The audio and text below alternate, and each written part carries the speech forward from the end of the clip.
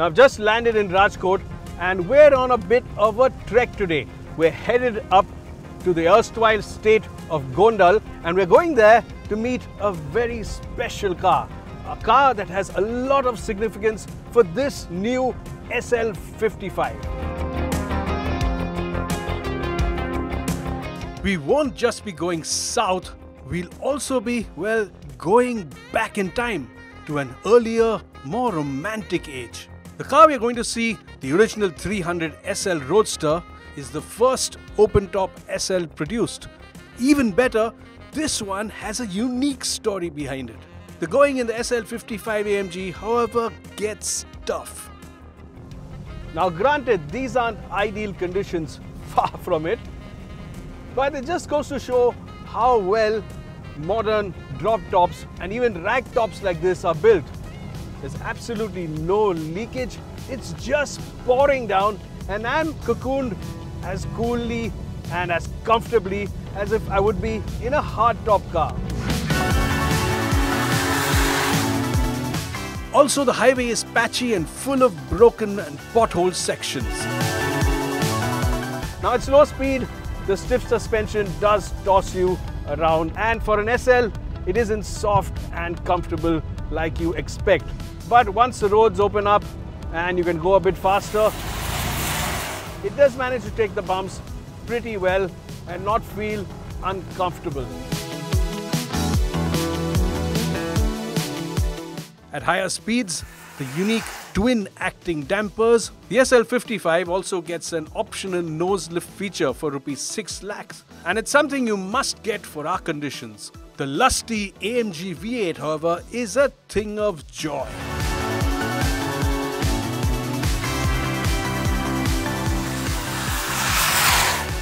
The SL, however, comes into its own on open stretches where you can really exercise that V8.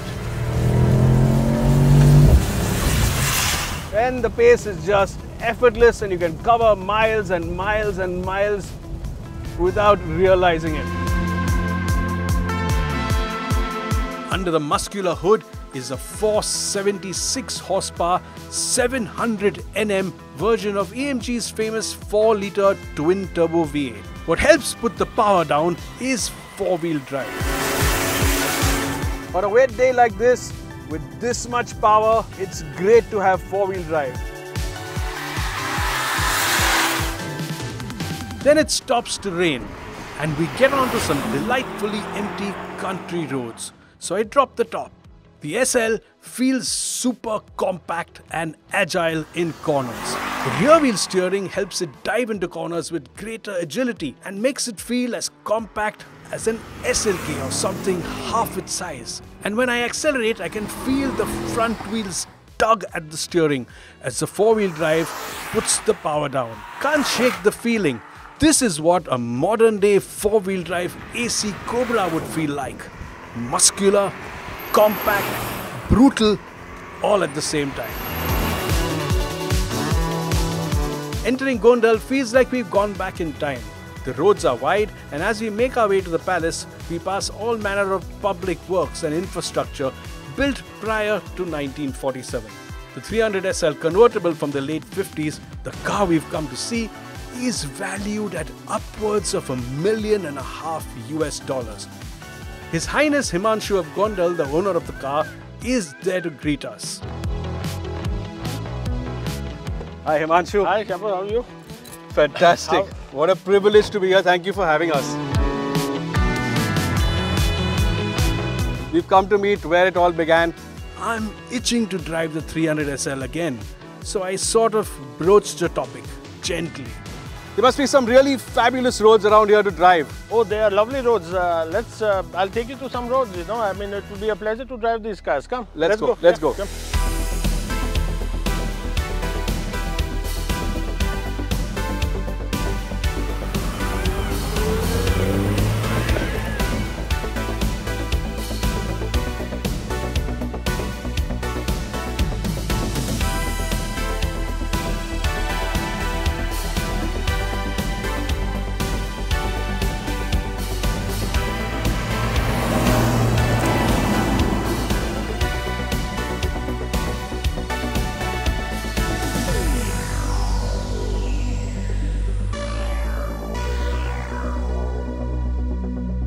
So Manshu, what a beautiful place, and the drive up was pretty stunning. Nice roads, maybe a bit narrow, and the speed breakers gave this car a bit of a problem. What is this like? No, it's got a very nice clearance, and you know, in those days the roads were not as good as the latest roads, you know, or the new day roads. So you know, it takes the roads very well, and even the speed breakers, not a problem at all. And here's my second attempt to get behind the wheel of the 300 SL again. I believe you haven't driven the 7th generation car. I would love to drive this car if... Maybe we can swap? Yes, of course. If you're up for it to absolutely drive my car. Absolutely. The definitely, legend. Yes. Absolutely. Wow, this will be special. As a full-on petrol head and owner of an SLS, GT Roadster, GT and half a dozen other AMGs, getting Himanshu's perspective on the SL55 will be fascinating. But first, the 300 SL.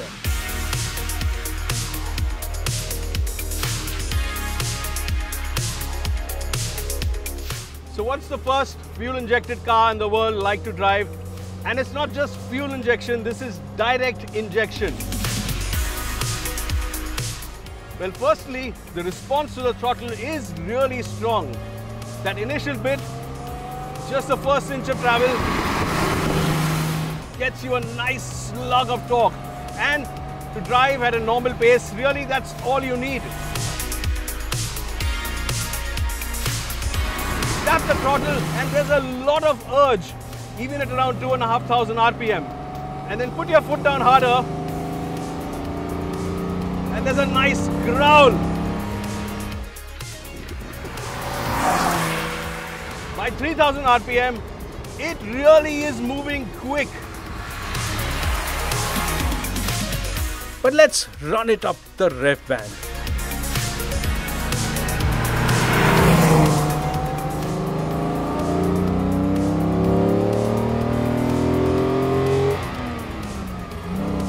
Wow, tremendous punch. And because of the fuel injection, no hesitation, just smooth running and an absolute joy to drive along a road like this. Fuel injection was used to make more power, around 225 horsepower here. It even sounds great. So initially there's a turbine-like whine, then you get a bit of a rumble, and then a really hard-edged snarl, similar to the Grand Prix cars Mercedes had in the 30s, 40s and 50s. Let's take a listen to that. There's a whine, a rumble, and then at high RPM, that snarl.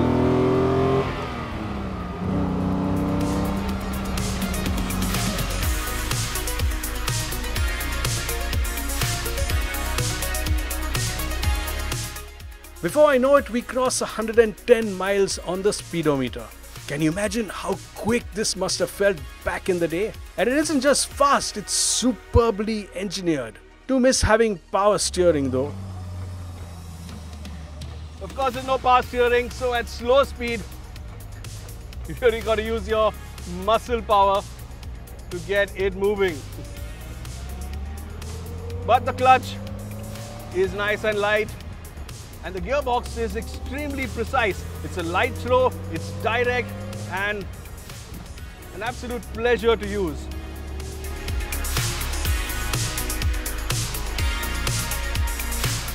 And the drum brakes feel ancient. You have to be careful on the brakes. It's really old technology. But once you get used to it, once you get the hang of it, yes, even that isn't a huge issue. Retardation is less than half of what you expect, and I need to slam the brakes but without locking up the rears. When it comes to taking corners, the 300 SL needs a lot more attention and focus. The steering needs special concentration. Now the steering has this much of play, and that at times makes it difficult at speed. But once you get used to it, it's pretty easy to point and steer and drive on even a winding road like this one. In fact, off-center, with less play, the steering gets better. even in corners, it gives you plenty of grip and confidence and allows you to put your foot down and drive out at a fair speed. The ride quality is unreal. The other bit is also how well the suspension is set up. It's supple, it's soft, it's absorbent, but it also allows the car to grip the road and take corners at speed. This, after all, was the first SL and it had that ride handling balance.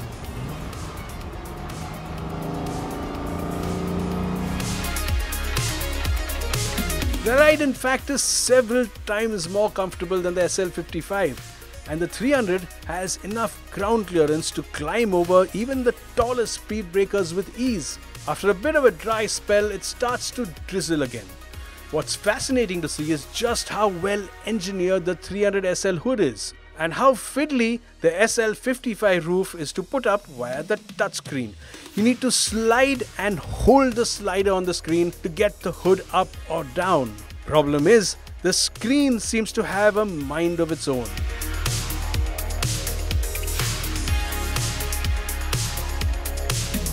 Back at the Gondal Palace to hide from the rain, and unsurprisingly, Himanshu loved the SL55 AMG. The 8-cylinder engine with the hot V and how cocooned and safe the modern car makes him feel. What I also wanted was a lowdown on his car, or more specifically his dad's car.